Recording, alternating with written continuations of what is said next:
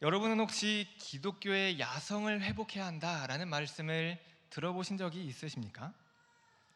제가 좋아하는 교수님께서도 이러한 가르침을 몇 번 주셨던 것 같고, 또 제가 불과 한 4년, 5년 정도쯤만 해도 많은 목사님들께서 또 교수님들께서 요즘 현대 기독교인들은 이 야성을 회복해야 한다라고 하는 그러한 말씀을 자주 하셨던 것 같습니다.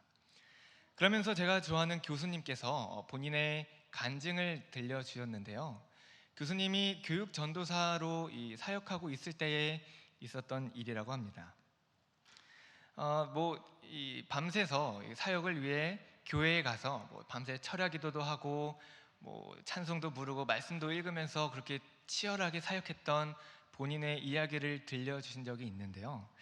그 이야기를 들으면서 저는 훌륭한 사람들은 보통 저러한 삶의 간증과 이야기가 있구나 하는 것을 깨달았던 경험이 있습니다.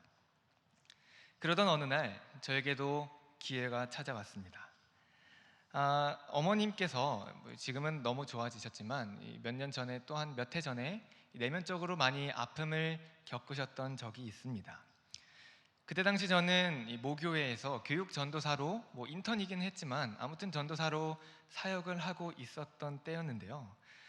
그러면서 우리 가정에 교육 전도사로 있는 내가 적어도 교육 전도사인데 우리 가정에 이러한 아픔이 있는 것이 말이 되는가 하는 답답함과 분노, 여러 가지 복합적인 감정이 있었던 때가 있었습니다. 하루는 토요일 저녁 어머님과 대화를 나누고 또 여러 가지 답답한 마음을 이기지 못해 나도 교회에 가서 철야기도 해야겠다라는 그런 비장한 마음을 품고 옷을 입었습니다. 당시 저희 교회에는 이 사람들이 기도할 수 있도록 한 9시, 10시 그때까지 교회 문을 열어놓았기 때문에 얼마든지 교회에 가서 기도할 수가 있었습니다.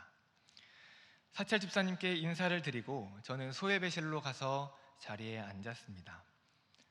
소예배실은 장판으로 되어 있어서 바닥에 앉을 수 있었지만 소예배실 뒤편에 어르신들을 위한 장의자가 두 줄이 준비되어 있어서 저는 처음에는 그 장의자에 가서 앉아서 기도를 시작했습니다. 먼저는 성경을 한 장 읽고 아주 기세 좋게 기도를 시작했습니다. 한번 해보자 하면서 기세 좋게 힘을 내어서 기도했습니다. 한 30분 정도 지났을까요? 저의 입에서는 말소리가 줄어들기 시작했습니다. 그리고 시간이 점점 지나면 지날수록 저의 이 고개의 각도가 아래로 기울어지기 시작했습니다. 이대로는 안 되겠다. 그래도 철야 기도하러 나왔는데 이대로 잠들 순 없겠다 싶어서 이제는 장의자가 아니라 바닥에 내려와서 기도를 시작했습니다. 무릎을 꿇고 다시 시작했습니다. 분명 집에서 나올 때 내 마음은 이러지 않았는데 내 마음 상태로는 내일 새벽까지 계속해서 기도할 수 있었을 것 같았는데 저에게 쏟아지는 그 졸음을 이겨내기가 정말 쉽지 않았습니다. 그래서 저는 쏟아지는 그 졸음을 참기 위해 또 이기기 위해 정말 별의별 행동들을 다 했습니다. 소예배실을 걸어 다니면서 기도도 했고요. 화장실도 갔다 오고 물도 마시고 무릎도 꿇고 막 주여도 부르고 했는데 저에게 쏟아지는 잠을 주체할 수가 없었습니다.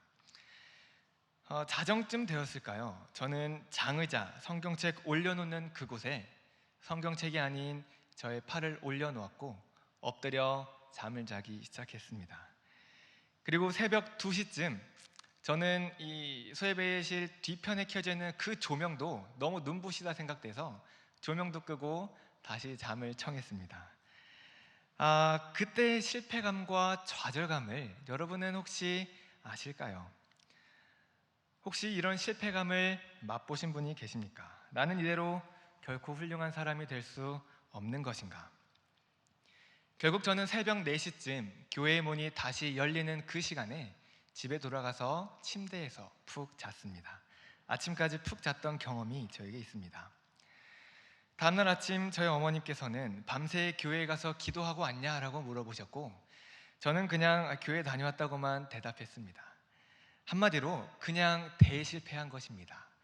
기독교의 야성을 한번 회복해 보려고 노력했던 저의 시도는 아주 물거품이 되어버린 것입니다. 우리 모두는 기도하는 것이 얼마나 쉽지 않은 일인지를 잘 알고 있습니다. 저와 같은 경험은 아닐지라도 모두가 한 번쯤은 기도에 관해서 또 여러 가지 신앙생활에 대해서 결단하고 작정하였지만 그것을 이루지 못해 실패를 맛본 경험이 한 번쯤은 있을 것 같습니다. 기도를 하는 데 있어서 시간을 내기도 얼마나 어렵습니까? 시간을 얻기 위해 우리의 잠을 줄인다고 하는 것은 정말로 어려운 일입니다. 잠은 곧 우리의 건강과 직결되기 때문에 잠을 줄이는 것의 어려움을 우리는 잘 알고 있습니다. 또한 요즘에는 기도를 할 수 있는 장소를 구하는 것도 매우 쉽지 않은 것 같아요. 하루는 아침에 오전 시간에 기도를 하고 싶어서 저희 집 주변에 있는 크고 작은 교회들을 전부 다 돌아보았음에도 불구하고 그 아침 시간에 문이 열려 있는 교회를 찾을 수가 없었습니다. 그래서 한 수십 분을 걸어가서 작은 상가 교회에 있는 그 기도실에 가서 기도를 하고 왔던 경험이 있습니다. 아무튼 우리가 오늘날에 기도를 하는 데 있어서 시간과 장소뿐만 아니라 여러 가지 육체적인 어려움으로 인해 기도를 한다는 것은 정말로 여간해서 쉬운 일이 아닐 수가 없습니다. 여기에 재미있는 기록이 하나 있습니다. 우리가 잘 알고 있는 종교개혁자 칼빈에 대한 이야기인데요. 그의 생활이 어떠했고 또 그의 말년이 어떠했는지를 기록하고 있는 기록입니다. 한번 잘 들어보세요. 그때 당시 칼빈 또 많은 사제들과 사람들은 새벽 4시에 일어나서 새벽 기도를 했습니다. 아침 6시까지는 강의를 듣고 미사에 참석하였고요. 아침 8시부터 10시까지는 토론을, 그리고 11시부터 점심을 먹고 또다시 12시부터는 아침에 배운 것을 복습했습니다. 질문과 대답이 이어졌고 일상적으로 이들에게 주어진 자유시간은 오후 3시부터 5시까지 단 2시간밖에 없었습니다. 이후에는 다시 저녁 예배를 드리고 책을 읽고 저녁 식사를 하고 또 잠자리에 들기까지 질문과 토의를 계속 했다고 합니다. 그때 당시 칼빈은 10대의 생활 또 20대의 생활을 이렇게 보냈다고 하는데요. 그래서 칼빈은 30세가 채 되지도 않은 상태에서 기관식, 천식, 소화불량, 편두통 등등을 얻게 되었다고 합니다. 칼빈은 51세라고 하는 젊은 나이에 죽음을 맞이하게 되는데요. 그때 당시 이 칼빈의 몸을 보면 관절염, 늑막염, 결핵, 출혈 등 건강이 매우 나빴다는 기록이 역사 가운데 남아 있습니다. 기도를 이렇게 열심히 하면, 신앙생활을 이렇게 열심히 하면 우리의 건강이 나빠지는 걸까요? 건강뿐만 아니라 시간과 장소 여러 가지 면에서 오늘날 현대 기독교인들이 기도를 한다는 것은 참으로 쉽지 않은 일입니다. 기도만 그렇겠습니까? 지난주까지 성경 파노라마를 약 9주 동안 함께 진행했습니다. 이 파노라마를 시작하면서 성도님들께 개인적인 도전을 하나씩 했는데요. 우리가 이 성경 파노라마를 읽는 약 2달의 기간 동안 성경 1독을 한번 해보자 하는 도전이었습니다. 저도 그 약속을 지키기 위해 학교에 가면 도서관에서 자리를 잡고 또 준비를 하고 성경을 읽어 나갔습니다. 그렇게 성경을 읽으면 그 정해진 분량을 다 채우기 위해서는 보통 1시간 30분에서 길게는 2시간까지 내리 쉬지 않고 읽어야지 그 분량을 채울 수가 있었습니다. 하루에 2시간을 그렇게 시간을 내어 기도하고 성경을 읽는 것이 얼마나 어려운지 처음 알게 되는 시간이었던 것 같습니다. 그러한 기도를, 그러한 신앙생활을 성경과 또 사도 바울은 우리에게 계속하라고 요청하고 있습니다. 사도 바울은 이 기도가 그렇게 힘든 것인지를 전혀 몰랐을까요? 왜 그토록 기도하라고 권면하고 있는 걸까요? 아니 그러면 조금만 더 시간을 거슬러 올라가서 예수님을 한번 살펴봅시다. 제자들에게 잠시도 깨어있을 수 없냐라고 비판하셨던 그 예수님은 이게 얼마나 피곤한 일인지를 모르셔서 그렇게 말씀하신 걸까요? 기도와 관련해서 특히 새벽 기도를 강조할 수밖에 없는 우리 한국교회의 상황에서 새벽에 일어나려면 그 전날에 일찍 잠을 자라라고 하는 그렇게 말씀하시는 분들을 종종 보게 됩니다만, 사회에서 일상에서 우리에게 맡겨진 일들을 감당하기 위해서는 우리가 아무리 일찍 자고 싶어도 일찍 잘 수가 없는 것을 우리가 다 알고 있지 않습니까? 그러한 성도들에게 성경이 끊임없이 계속해서 기도를 강조하고 있는 이유가 무엇일까요? 저와 여러분이 약 1년 동안 한 달에 한 번씩 살펴보았던 이 골로새서는 사도 바울이 골로새 지역에 새로 생겨난 이 신생 교회 공동체에 보내는 권면이었습니다. 골로새 교회는 이미 사랑과 믿음과 소망이 넘쳐나는 교회였습니다. 비록 이 골로새 교회가 바울이 직접 세운 교회는 아니었지만 바울은 그의 교회와 같은 마음을 품고 날마다 기도하기를 그치지 않았습니다. 바울은 처음부터 예수 그리스도에 대해 강조했습니다. 만물이 그에게서 창조되었고 왕권이나 주권자들, 통치자들이나 권세자들을 비롯한 모든 만물들이 다 예수님께로부터 말미암았다고, 그리고 그 예수님이 바로 오늘 우리 이 교회의 머리가 되신다고 사도 바울은 선포했습니다. 바울은 골로새서를 쓰면서 특별히 이 지역에서 활동했던 이단자들을 경계하면서 편지를 쓴 것 같아요. 아무도 교묘한 말로 너희를 속이지 못하게 하려고 편지를 쓰고 가르침을 준 것입니다. 골로새 교인들이 이단을 방어하고 진리를 수호할 수 있는 유일한 방법은 바로 예수 그리스도를 힘입는 것이었습니다. 그래서 바울은 너희가 그리스도 예수를 주로 받았으니 그 안에서 행하되 그 안에 뿌리를 박으며 세움을 받아 교훈을 받은 대로 믿음에 굳게 서서 감사함을 넘치게 하라고 권면했던 것 같습니다. 오직 예수 그리스도 안에서 우리의 삶을 살아가라고 요청하고 있는 것입니다.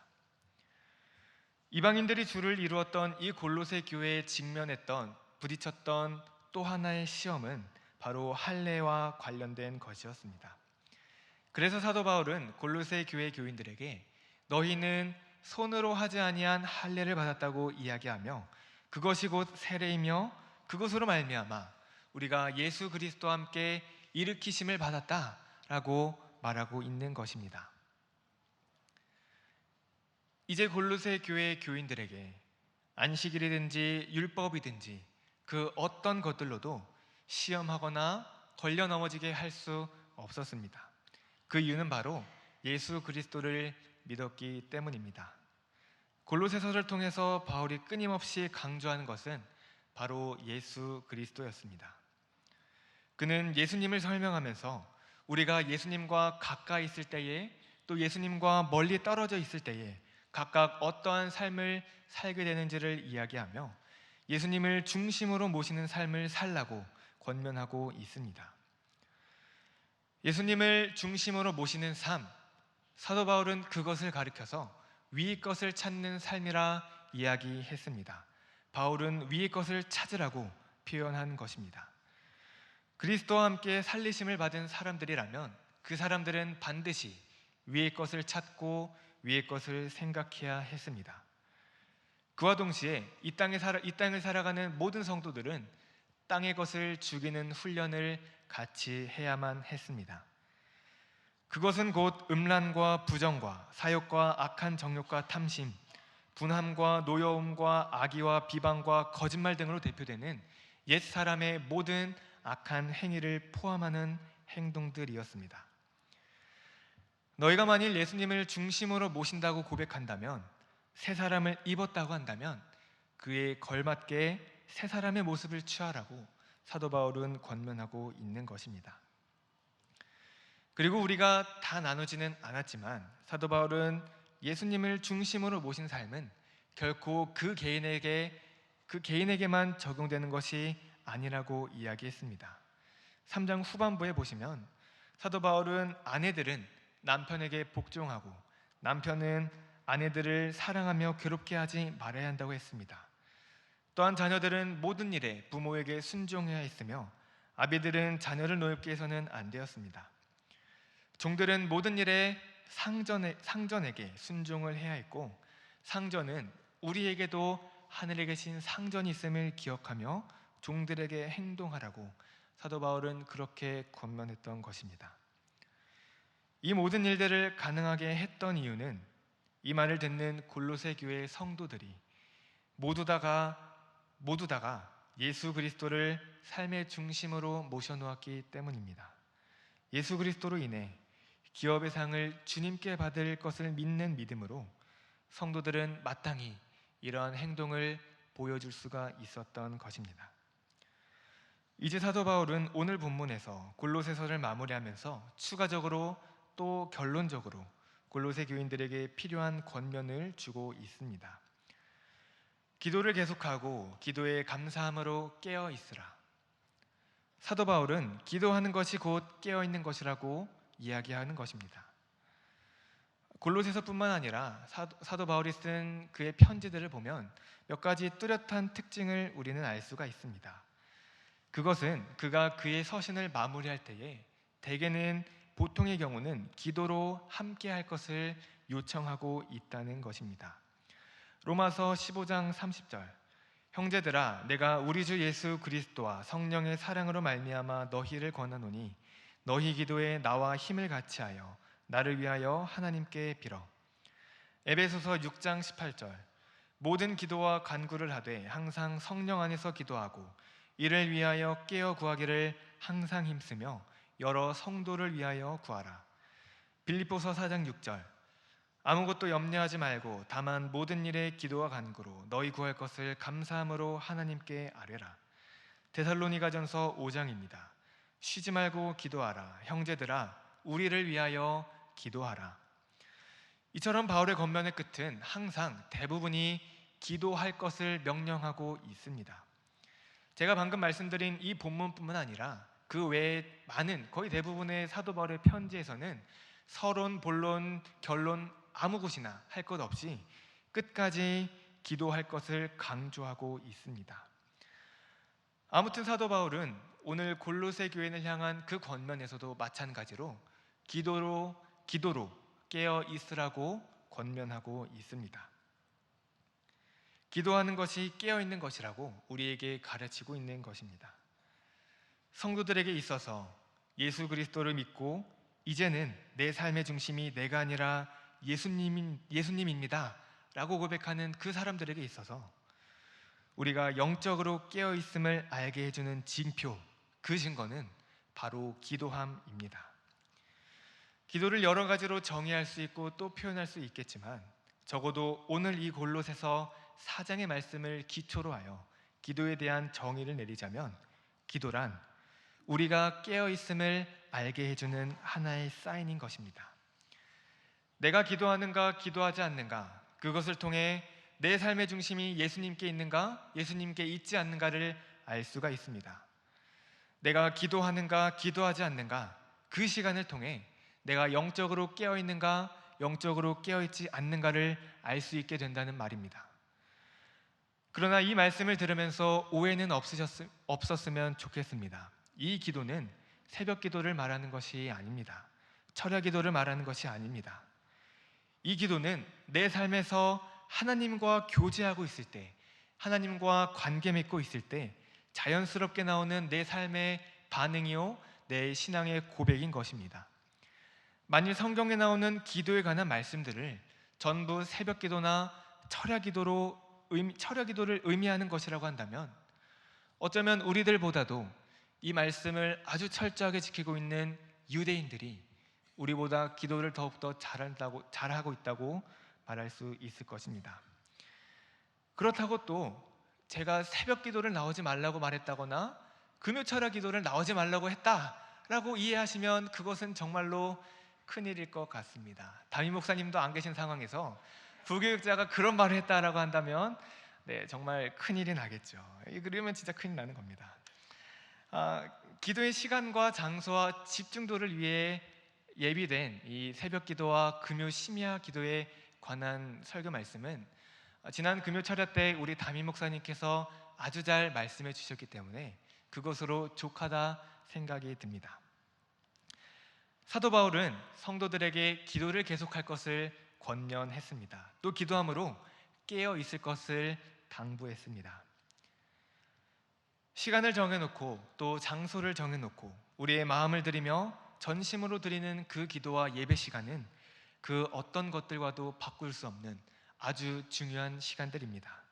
그러나 그 못지않게 우리의 삶에서 하나님의 은혜에 대한 자연스러운 반응으로 나타나는 그 기도, 그 예배 역시 중요합니다.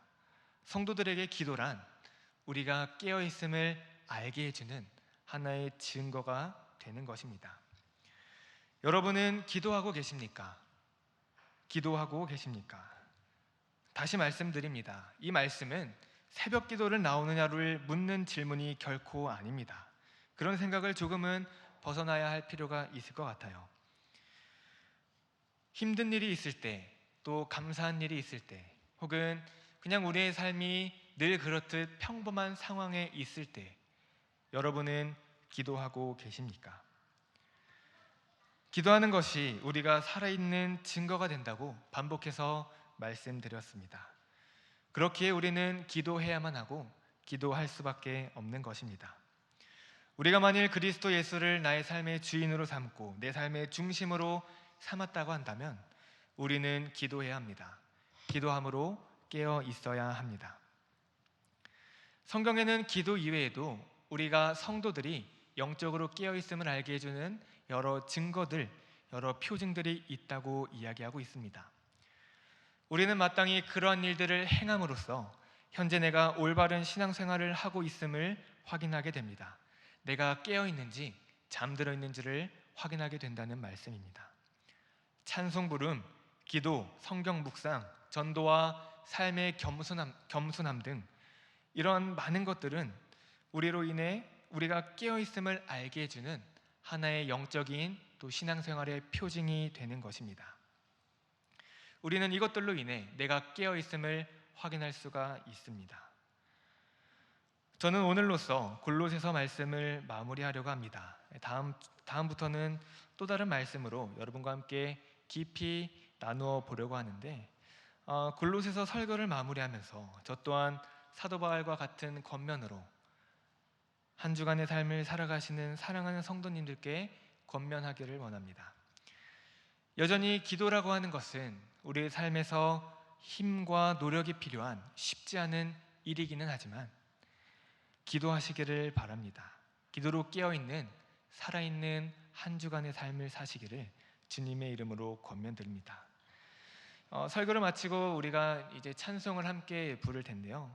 찬송을 부를 때에 그 가사에 나온 것처럼 찬송과 기도와 성경 읽기, 또 전도와 겸손함, 이러한 것들이 과연 오늘날 현재의 내 삶의 모습 가운데 남아있는가를 확인할 수 있는 그런 고백의 시간이 되면 좋겠습니다. 이러한 표징들이 나의 삶에 있다면 우리의 몸과 마음이 연약하여지지 않고 계속해서 이어나갈 수 있도록, 혹 내 삶에 아직 이러한 증거들이 부족하다면 예수님을 삶의 주인으로 모신 그 믿음과 함께 부디 우리에게 힘을 주셔서 이러한 증거들을 얻음으로써 확신과 소망 가운데에 삶을 살아갈 수 있기를, 그렇게 우리의 마음으로 소원하고 고백할 수 있는 그러한 찬양의 시간이 되면 좋겠습니다. 기도하겠습니다.